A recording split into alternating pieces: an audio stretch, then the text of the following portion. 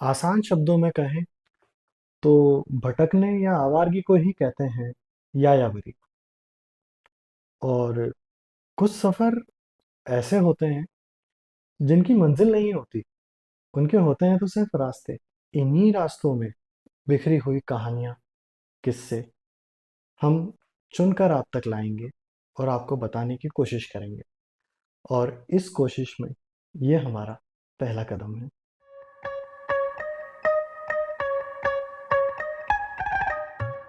Hello. Hello. हम लोग निकले हैं यहाँ इंदौर से। मैं हूँ सुधांशु मिश्रा और ये है परिधि मिश्रा और और ये ये है है छोटे अबीर से मिश्रा। अबीर मिश्रा। आपका नाम?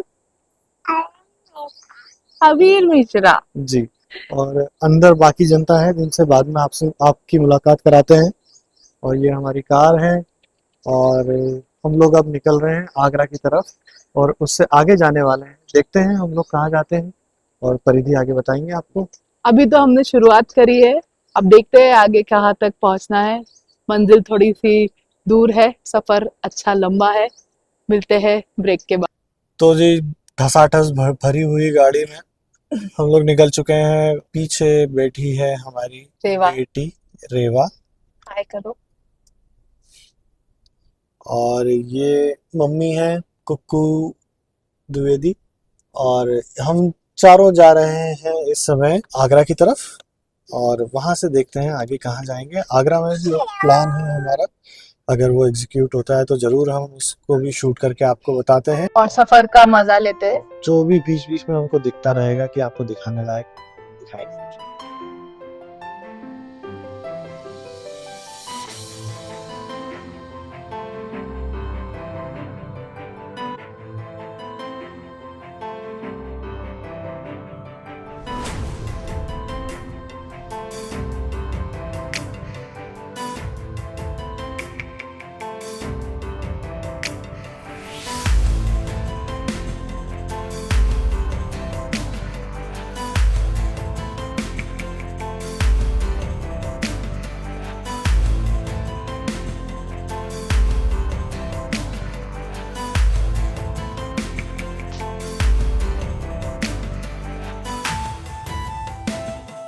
यहाँ से ग्वालियर की तरफ रास्ता जाता है, ये रास्ता देवास की तरफ जाता है।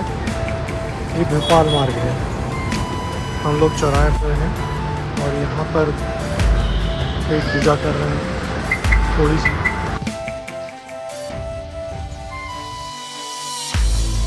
यह मालवी भोजन के देवता हैं, इन्हें प्रणाम करें। खाना ही नहीं, भगवाना भी देते हैं।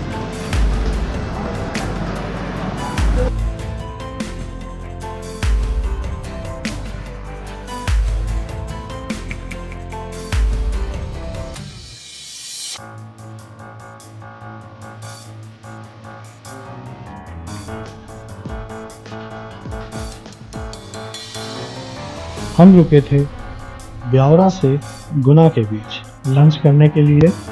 वहाँ फुल ढाबे वाली वाइब थी। जो भी गर्मी थी, भूख पर बहुत भारी थी। कुछ खाना हम लेकर गए थे और कुछ खाना हमने गाँव वालों से मंगवा लिया था। तो उधर मस्ती, अच्छी धूप, अच्छी धूप का मजा ले रहे हैं। गर्मी अच्छी चिल्लाते है हैं लेकिन क्योंकि देसी जुगाड़ से काफ़ी राहत।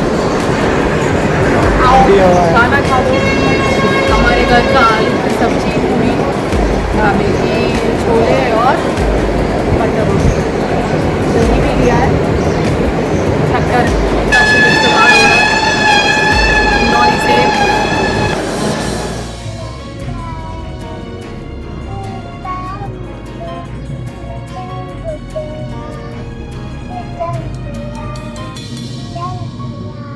जा रहे थे आगरा, लेकिन आगरा अभी नहीं जाएंगे क्योंकि वहाँ जो काम करना था वो अभी नहीं हो सकता आज। तो उसके लिए हम कल वहाँ पहुँचेंगे। तो आगे आपको बताते हैं। बढ़िया एक्सपीरियंस चल रहा है। बच्चे सो रहे हैं, नाश्ता चल रहा है और प्लान में चेंजेस है।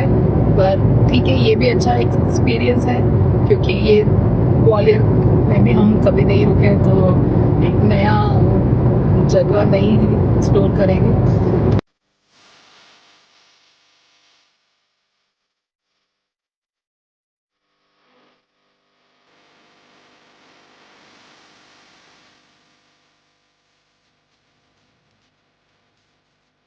वैसे ये सुधांशु बोलते हैं अपने आप को, लेकिन इनका इन्होंने बोल के बुलाता है हम लोग। तो दिन कहाँ लेके जा रहे हो अब? सबसे पहले चाय पियोगे कि कहीं घुमाओगे? हाँ यार, चाय पिलवा दो, फिर चाय पी लेते हैं कहीं, और फिर देखते हैं अपन वहाँ तानसेन भी जा सकते हैं ना, तानसेन की यहाँ से बात हुई, वहाँ भी जा सकते हैं। फिर हम करते हैं होटल कोई अच्छा सा, ठीक है, चलो। सोचिए बहुत अच्छा हाईवे है और उसमें चले जा रहे हैं 80-85 की रफ्तार में। काफ़ी अच्छा हाईवे है, बीच बीच में कुछ पैचेस हैं जो खराब हैं, लेकिन फिर भी ओवरऑल अच्छा है। बहुत ज़्यादा ट्रैफिक भी नहीं है, कहीं कहीं तो कह सकते हैं कि सुनसान है, फिर भी पीसफुल ड्राइविंग है, हैविंग टू क्वाइट है।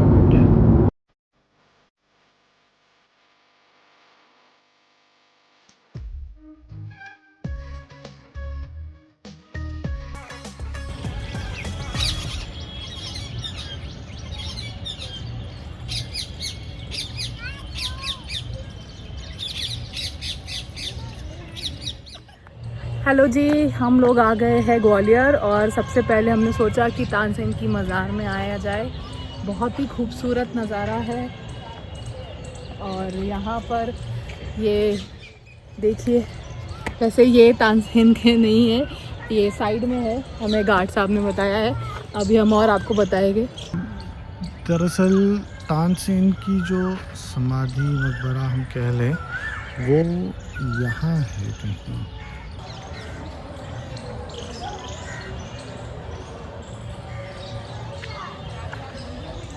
तो फाइनली हमें यहाँ पर एक दिखा है पत्थर पर लिखा हुआ, शेख मोहम्मद गौस का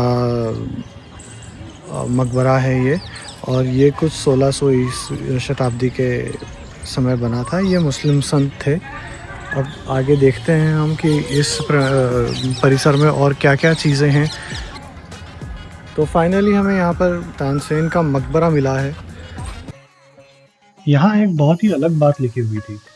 मज़ार के पास एक इमली का पेड़ है जिसकी पत्तियाँ चबाने से आवाज़ सुरीली हो जाती है, लेकिन लोग पत्तियाँ इतनी तोड़ चुके थे कि पत्तियाँ ही पहुँच से दूर हो गई थी, तो हम बेसुरे ही रह गए।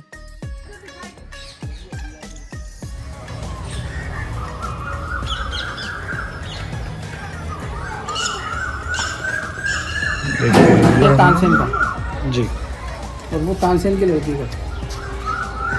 अच्छा, तानसेन का लड़का है, इसने एक गिलास गाया है, गिलास खानी तोड़ी के नाम से फेमस है। ओके, मियाँ गिलास खान की तोड़ी, ओके, तोड़ी ये गिलास है।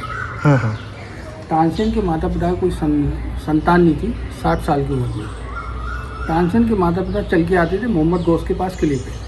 जब आप किले पर आ सकते थे, किले पे आते थे तो सरकार से गुहार लगाते थे कि सरकार हमें कोई दुआ दीजिए कि हमारा कोई संतान पैदा हो जाए। मोहम्मद गौस साहब ने दुआ दी, जब तानसेन पैदा हुआ। तानसेन पैदा हो गया, यहाँ से 40 किलोमीटर दूर एक गाँव है भेड़, वहाँ के रहने वाले थे आप, और आप ब्राह्मण पंडित थे तानसेन। अच्छा, उनके माता पिता भी पंडित थे। ओह, तो जब तानसेन पैदा हुए तो 4.5 साल के तानसेन गांव में हो गए थे, तो गूंगे बेरे पैदा हुए, बोल नहीं पाते थे। तानसेन के माता पिता ने तमाम वैद्यों पे, हकीमों पे दिखाया, लेकिन कहीं से कोई आराम नहीं मिला। फिर एक फकीर ने बोला कि जिस बाबा ने दुआ दी है उन्हीं के पास ले जाइए। तो तानसेन के माता पिता चल के किले पे मोहम्मद गौस के पास आए और उनसे कहने लगे, सरकार कैसा बच्चा है, ये बोलता नहीं है, गूंगा बेरा पैदा हो गया। तो बाबा साहब ने दुआ दी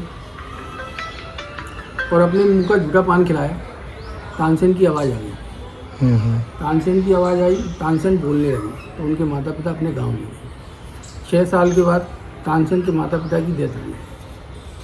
डेथ हुई तो फिर गांव वाले ने कही कि अकेला बच्चा है, अब इसको कौन संभालेगा। गांव वाले सब इकट्ठा हो गए और मोहम्मद गौस के पास तानसेन को छोड़ गए। तानसेन का बचपन का नाम था राम तनु पांडे। राम तनु पांडे। तनु पांडे, हाँ। अच्छा, तो तानसेन ने 6 साल की उम्र में बाबा साहब से दीन कन्वर्ट कर लिया, इस्लाम में आ गए आप। आपका नाम हो गया अताउल्ला खां गौसी। अताउल्ला खां गौसी, गौसी, गौसी, हाँ। गौसी, फिर उसके बाद में बाबा साहब के साथ रहने लगे तो इनको गुनगुनाने का बहुत शौक था। तो मोहम्मद गौस साहब ने अपने मित्र को खत लिखा स्वामी हरिदास जी को।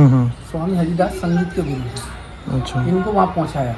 वहाँ से संगीत की तालीम हुई 10 साल के अंदर। तालीम हासिल होने के बाद बाबा साहब की खिदमत में रहने लगी। सबसे पहले इन्हें रीवा के राजा के दरबार में गाया। अच्छा। वहाँ सब दुनिया के जितने भी राजा थे उनके दरबार में हाजिर थे इनका संगीत सुनने के लिए। तो वहाँ तानसेन की उपाधि हुई। उपाधि कर दी ये कि उन्होंने की रीवा महाराज ने? रीवा महाराज ने उपाधि कर दी तानसेन। अच्छा। अकबर बादशाह को इनकी गायकी पसंद आई। तो रीवा नरेश से अकबर बादशाह ने इनको उभार में मांग लिया। अच्छा। तो वहाँ से फिर वो दिल्ली ले गए। 9 रत्नों में एक रत्न वहाँ उनने किताब दे दिया कि 9 रत्न में एक रत्न लीजिए। किताब मिला। फिर आगरे आए, आपकी शादी हुई, 3 बेटे हुए, सब कुछ हुआ। फिर समय गुजर गया तो आपने वसीयत कर दी थी कि जब भी मेरा इंतकाल हो मेरे गुरु के चरणों में दफना हो। अच्छा। मेरा मजार मेरा मकबरा सबसे छोटा हो। ये गुरु के चरणों में आप हैं। दिसंबर में यहाँ संगीत समारोह होता है। हाँ। और सबसे पहले यहाँ हरिकथा होती है। हिंदू रीति रिवाज और मुस्लिम रीति रिवाज दोनों से संगीत समारोह होके उसके बाद संगीत समारोह चालू होता है पार्क के अंदर। ये है बाबा साहब।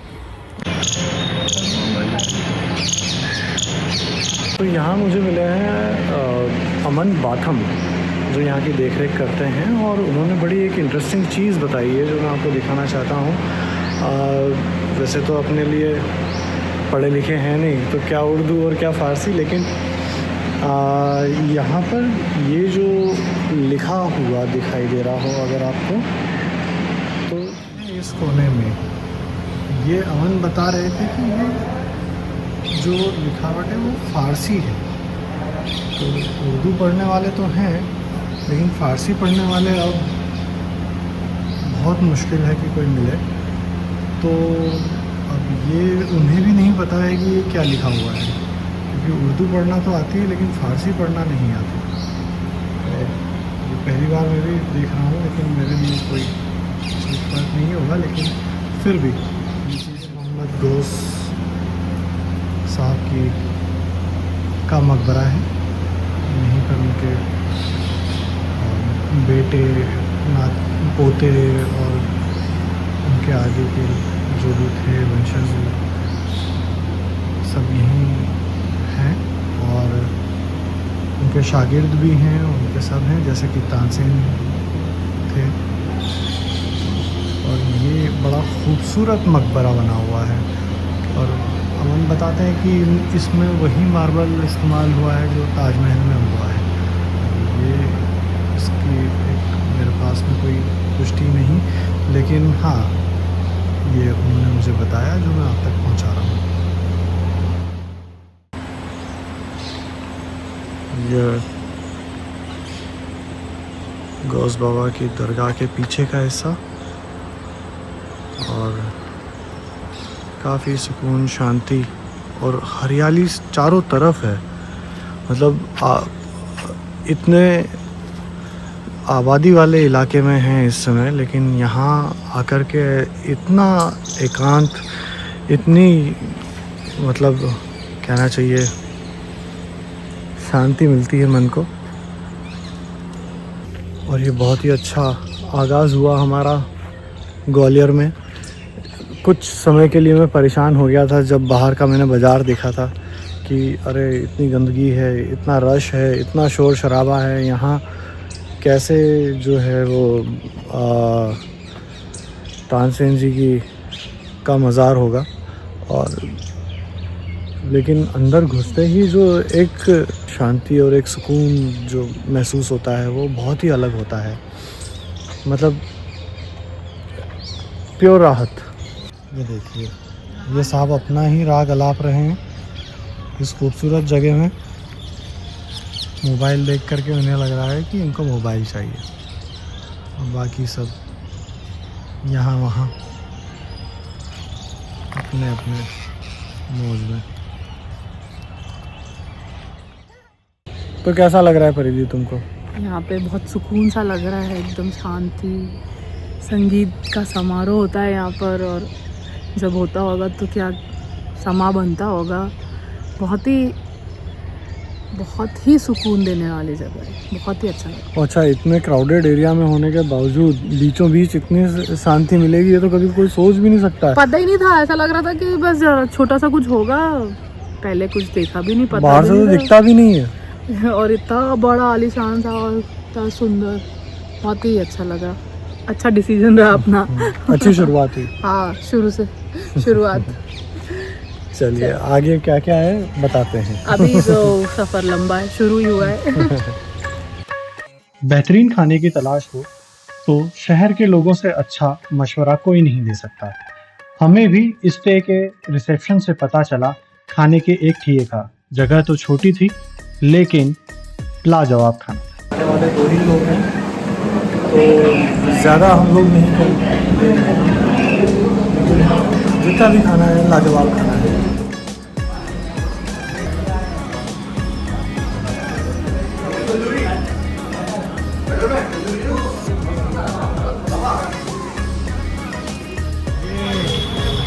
साई चना मर्चेंट की दूरी पर एक शॉप है जो कि किशोर जी की है।